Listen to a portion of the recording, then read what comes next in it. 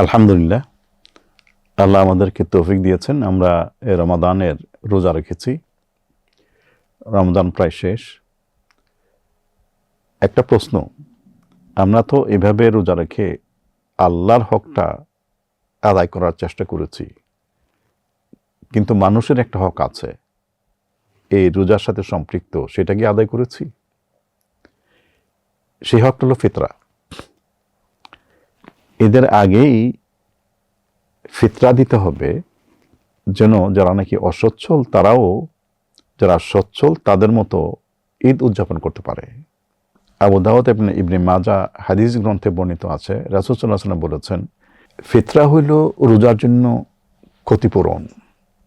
রোজার মধ্যে যদি কোনো ত্রুটি বিচ্যুতি থাকে সেটার ক্ষতিপূরণ, এবং দরিদ্র মানুষের জন্য খাবার বা ঈদের ব্যবস্থা।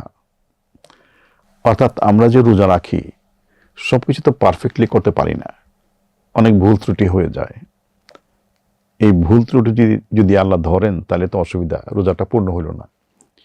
তো ফিতরাটা দিলে এই রোজার ছোটোখাটো ভুল ত্রুটি এটা ক্ষতিপূরণ হয়ে যায়, এটা রাসূল সাল্লাল্লাহু আলাইহি ওয়াসাল্লাম বলেছেন।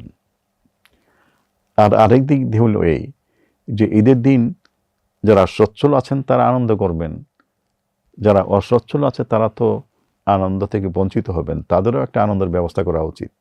তারা যেন আনন্দ করতে পারে ফিতরা দেওয়া লাগবে। ফিতরা হলে মিনিমাম, তার চেয়ে একটু বেশি দেওয়া দরকার। কয়েকটা প্রশ্ন আছে যে ফিতরা কার উপর কর্তব্য, কখন, কত, এই কয়েকটা প্রশ্ন আছে। ফিতরা কার উপর কর্তব্য? ফিতরা কর্তব্য হলো যে নাকি সচ্ছল, যার উপর যাকাত কর্তব্য।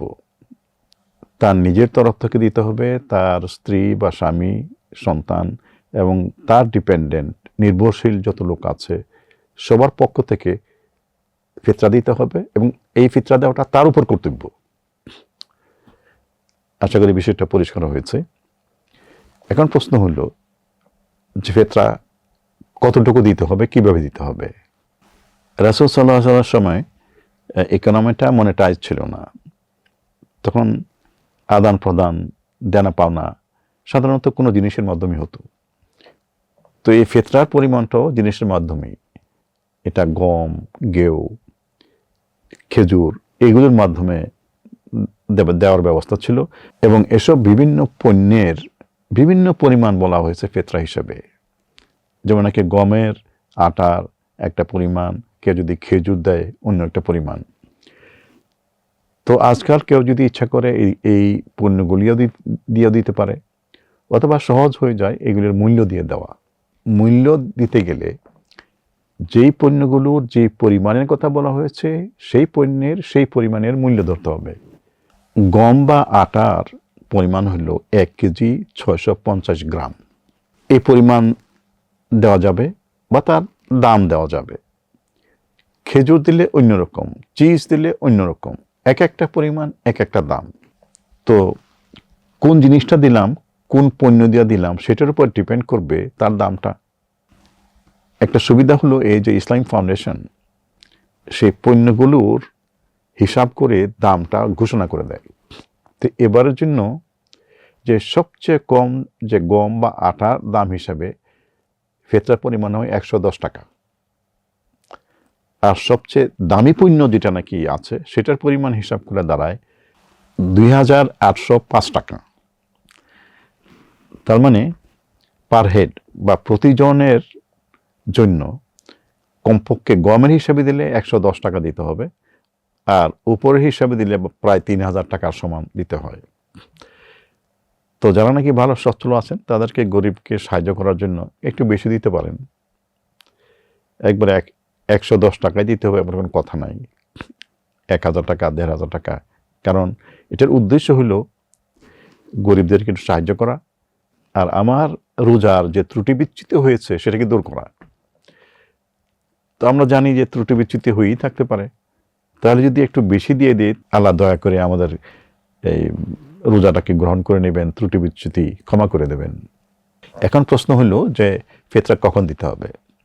ফিতরা দেওয়ার আসল সময় হলো ঈদের আগে কোনো একদিন এমনভাবে দেওয়া যে এই টাকাটা খরচ না করে ফেলে এবং ঈদের দিনের জন্য তারা ব্যবহার করতে পারে। মানে ঈদের দিনের 1 মাস আগে 2 মাস আগে দিলে তো সেটা হলো না, অল্প আগে। কেউ যদি ঈদের আগের দিন পর্যন্ত দিতে না পারে তাহলে কমপক্ষে সেটা ঈদের নামাজের আগেই দিতে হবে।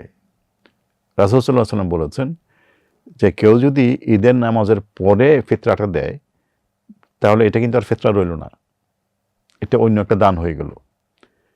কাজেই রোজার ক্ষতিপূরণ হিসেবে যে ফিতরা তা হল না। কাজেই আমরা যারা ফিতরা দেব তাদের এটাই ভালো হবে যে ঈদের আগের দিন বা তার 2-1 দিন আগে আমরা দিয়ে দেই, যেন যাদেরকে দিই তারা এই টাকাটা, এই অর্থটা ঈদের সময় ব্যবহার করতে পারে। চলুন আমরা যেন অবহেলা করে ফিতরাটা ভুলে না যাই। অনেকের জন্য ফিতরাটা অত্যন্ত সামান্য বিষয়, কিন্তু গরিবের জন্য এটি বড় জিনিস, আর আমাদের রোজার ক্ষতিপূরণ হিসেবে অত্যন্ত গুরুত্বপূর্ণ। কাজে এটা অবহেলা করার কোনো সুযোগ নেই। আমরা ঠিক সময় মতো ফিতরাটা দিয়ে দেওয়ার চেষ্টা করি। সবাইকে ধন্যবাদ। আসসালামু আলাইকুম।